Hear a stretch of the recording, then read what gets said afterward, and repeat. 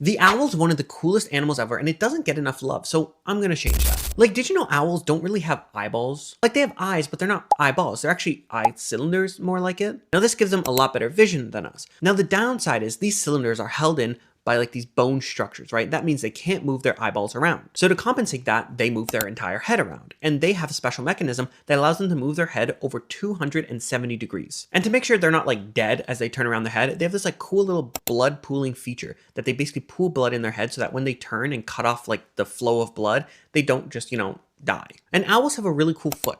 It may sound weird, but let me explain. They have what's called a zygodactyl, if I pronounce that right, type of foot arrangement, where basically they have two pointed claws at the front and two at the back. But owls have like a special version of this. Unlike most birds that have this like arrangement of toes, they can actually pivot one of their toes to kind of like move it into more of like a cross shape to make it better for like catching and gripping onto prey.